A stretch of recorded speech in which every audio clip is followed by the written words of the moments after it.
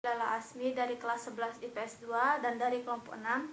Di sini saya akan menjelaskan pengertian kelompok sosial dan syarat-syarat pembentukan kelompok sosial. Pengertian kelompok sosial. Kelompok sosial adalah adanya interaksi dan sekumpulan manusia yang memiliki kesadaran untuk hidup bersama. Adanya kelompok sosial ini dikarenakan tumbuhnya perasaan untuk saling berinteraksi. Dan yang kedua tuh ada syarat kelompok sosial.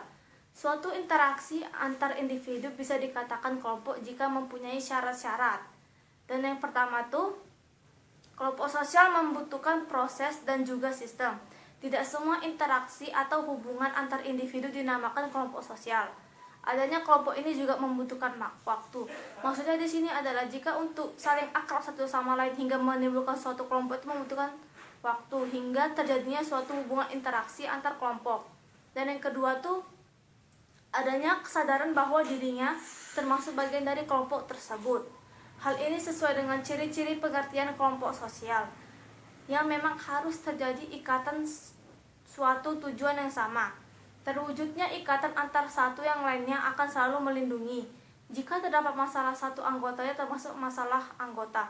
Maksudnya di sini adalah jika suatu kelompok mempunyai masalah atau mempunyai ikatan dan tujuan yang sama, jika salah satu anggota dari kelompok mereka ada yang menimbulkan masalah, itu berarti juga masalah mereka semua. Itulah yang dimaksud dengan syarat dari kelompok sosial. Dan yang ketiga tuh ada kelompok sosial memiliki kaidah, pola perilaku dan juga struktur tertentu. Di antara satu kelompok dengan kelompok lainnya memiliki pola perilaku yang berbeda. Hal ini tergantung dari karakteristik setiap kelompok. Maksudnya sini adalah jika ada suatu kelompok dengan kelompok lainnya, pasti di suatu kelompok tersebut memiliki karakteristik ciri-ciri dari sifat yang berbeda. Itu dari perbedaan setiap kelompok. Dan yang keempat itu, yang terakhir, adanya rasa saling memiliki antar satu yang lainnya. Hal ini akan menjadikannya lebih erat. Bisa jadi sama-sama memiliki tujuan, kepentingan nasib, ideologi dan juga kesamaan lainnya.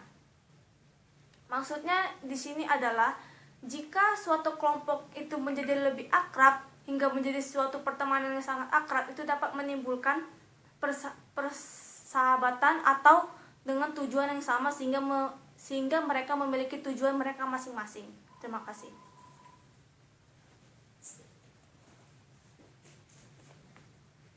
Kedekatan didasarkan atas faktor yang membentuk kelompok sosial atas dasar kedekatan pada setiap individu dalam kelompok. Contohnya seperti kedekatan geografis, orang-orang yang tinggal di dataran tinggi yang bekerja sebagai petani, yang tinggal di daerah pesisir bekerja sebagai nelayan, dan itu bukan jadi masalah untuk mereka sering bertemu dan berkomunikasi. Itu salah satu contoh faktor sosial kedekatan. Kelompok 6 akan mempresentasikan tentang faktor kesamaan dan teori kedekatan. Jadi di sini yang dimaksud dengan kesamaan adalah kesamaan minat, kepercayaan, nilai, usia, tingkat referensi, dan karakter-karakter lain. Kesamaan-kesamaan yang dimaksud antara lain adalah yang pertama ada kesamaan kepentingan. Dengan dasar utama kesamaan kepentingan ini akan memunculkan kelompok sosial yang akan bekerja sama untuk tercapainya kepentingan yang sama tadi. Contohnya ada kelompok seniman ataupun kelompok-kelompok yang memiliki hobi yang sama. Terus yang kedua ada kesamaan keturunan.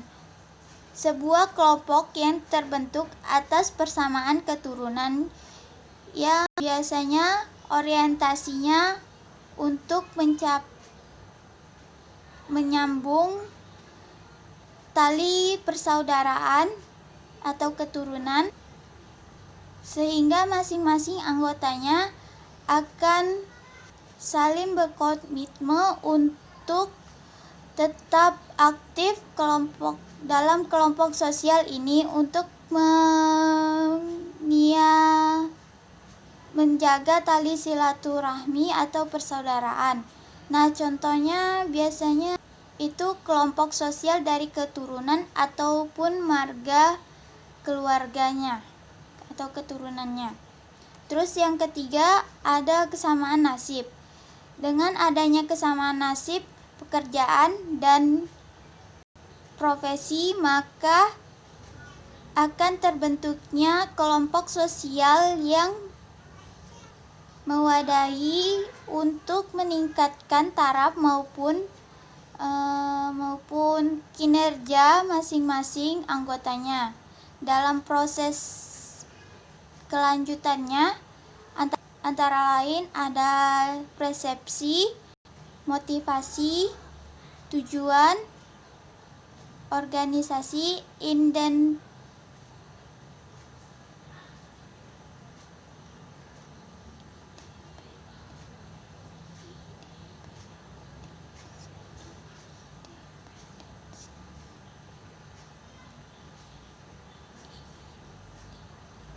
ada independensi, interaksi. Nah, tadi udah saya jelaskan tentang faktor kesamaan. Sekarang teori kedekatan. Fred Lutas ada menjelaskan bahwa teori kedekatan adalah seorang kelompok dengan orang lain karena kedekatan ruang dan daerah.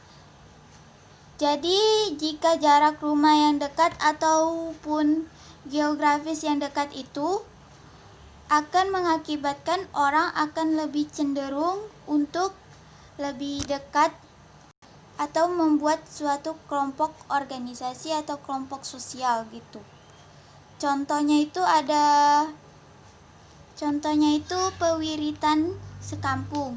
Nah, kalau pewiritan antar kampung itu lebih cenderung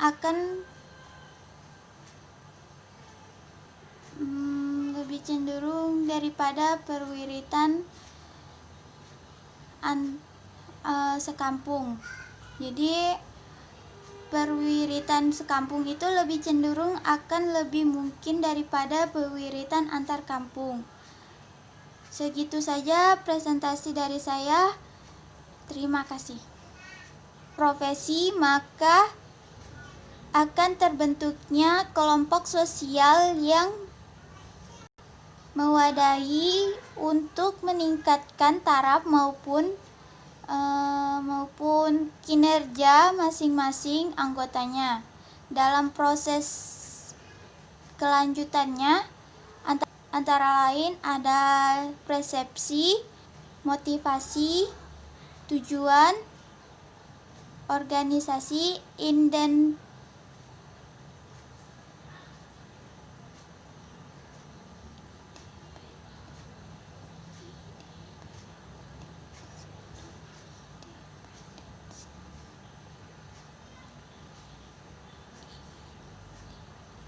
ada independensi, interaksi.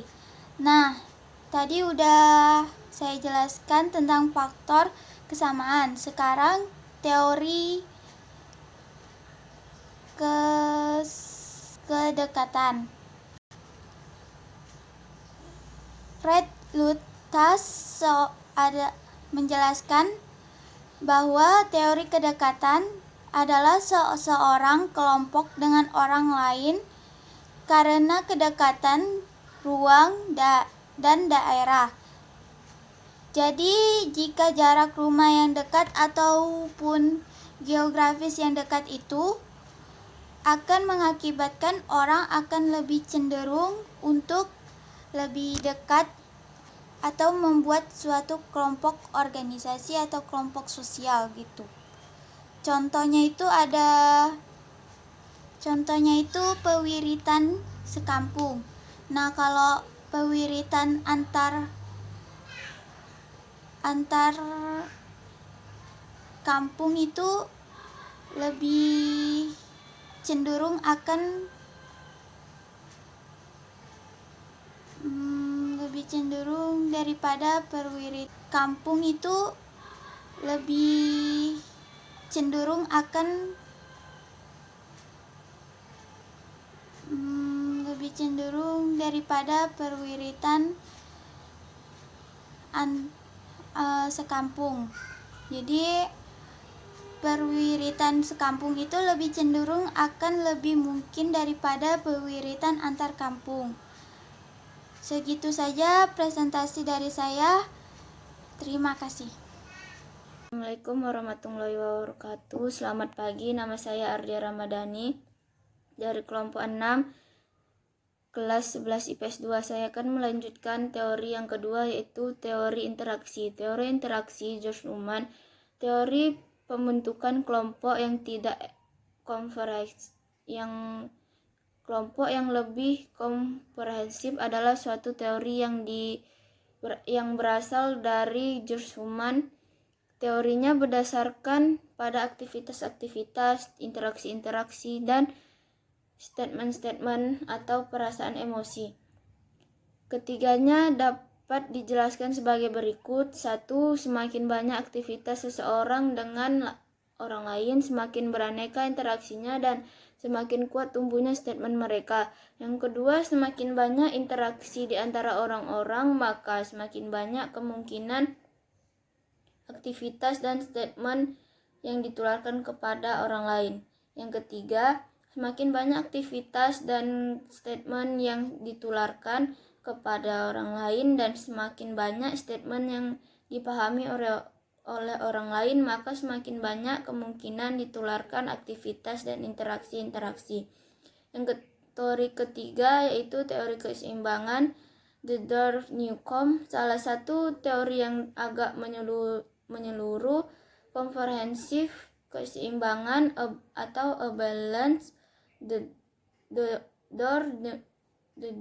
a balance theory of group formation yang dikembangkan oleh Theodor Newcomb. Teori ini menyatakan bahwa seseorang tertarik pada yang lain adalah didasarkan atas kesamaan sikap di dalam menanggapi suatu tujuan. Contoh dari teori keseimbangan yaitu saat kita mendapatkan suatu masalah atau musibah yang menimbulkan ketegangan psikologis atau pikiran stres yang begitu dalam, kita bermotivasi akan tertuju, kemudian perilaku untuk kembali membangun keseimbangan agar kembali normal dan seimbang. Oke, terima kasih. Saya Muhammad Fauzan dari kelas 11 IPS 2. Di sini saya akan membahas mengenai materi teori pertukaran. Teori pertukaran ini mengasumsikan bahwa perilaku sosial dapat ditentukan oleh hasil interaksi dengan orang lain dengan membawa untung rugi atau penghargaan hukuman yang akan diperolehnya. Teori ini menawarkan sebuah model dalam menginterpretasi perilaku sosial dalam berbagai pada pertukaran.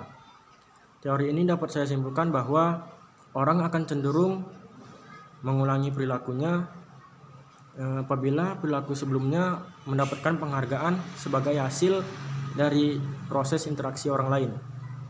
Begitu sebaliknya, jika perilaku atau tindakan tersebut mendapatkan hasil yang tidak mendapatkan penghargaan, maka seseorang itu cenderung tidak mengulanginya lagi. Contoh yang dapat diberikan yaitu seperti seseorang yang menyukur rambutnya dengan model undercut. Dengan begitu orang-orang bilang padanya bahwa orang tersebut mirip dengan Cristiano Ronaldo yang dengan kerennya gaya rambutnya dalam salah satu klub Real Madrid. Di situ orang tersebut mendapatkan sanjungan dengan gaya rambut yang bermodel undercut. Di situ terdapat sebuah interpretasi bahwa dirinya itu cenderung untuk mengulangi cukuran rambutnya itu yang berbentuk undercut. Begitu sebaliknya, orang tersebut tidak akan mengulangi model rambutnya undercut lagi apabila yang dia idolakan itu pindah klub. Maka di situ dia akan kecewa dan cenderung tidak akan mengulanginya lagi. Sekian.